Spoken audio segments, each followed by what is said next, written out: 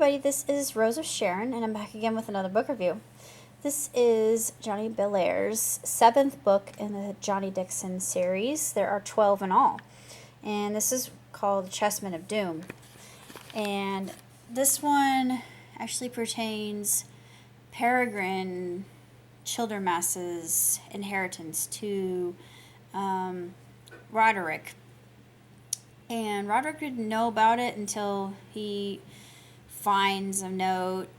It's actually a will that was left behind. He uncovers it. And then things start getting really, really freaky and unnerving. And actually, I am going to read a little bit of the back part of the book. He left behind a huge inheritance, a mansion, $10,000, and a cryptic riddle that might save the world from a madman. The only catch is that the professor must stay at the estate, which is in Maine, with Johnny, and of course, Byron comes along. Shoot. I'm not answering that. It's my friend from Africa. I do not feel like talking to him. He's very pushy. Anyway, I'm sorry. Fergie decides to come along. Alright, I just read that. They try to decode the rhyme that Perry has set forward for them. All the while a powerful force continues to inch ever closer to them.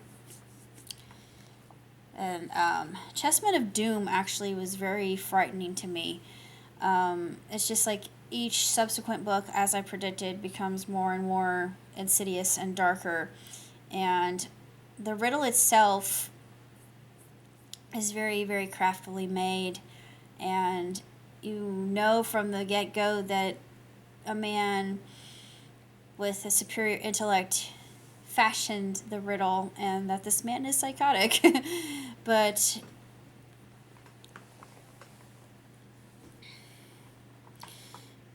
it's one of those incidences where you really have a sense of foreboding, and it seems like every book in the series now has that. And I love the suspense in it. I love the I love the feeling of unease and just the whole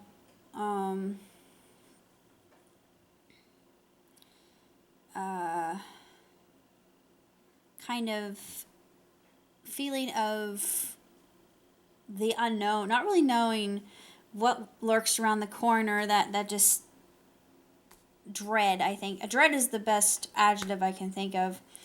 And of course, if you don't know, Belair's, his name is eponymous with House of the Clock in Its Walls. I think that's the one that actually made him famous. Other than Face in the Frost, which Face in the Frost I did a review of. That one was garnered toward a more adult crowd, but he still maintained that kind of childlike wonder while delving into really deep, dark subjects that normal books don't dare to touch. And I like Mr. Belair's, and I like the way he thinks, and I love the fact that he's unafraid to breach these topics and go at them full force. But Book 7 is actually quite good. It's exceptionally written, and it just makes me want to read more in the series. And of course, there's always that the thread that holds them together, which would be each of their abilities to solve mysteries and to get to the bottom of what's really going on. And of course, the whole pallor of the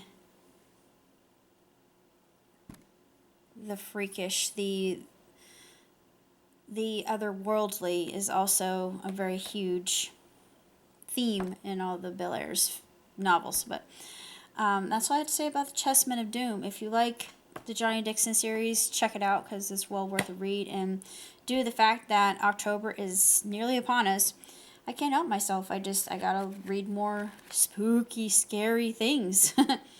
It's enjoyable. It keeps me on the edge of my seat, that's for sure. Till next time, live long and prosper. Ciao, Tootsie.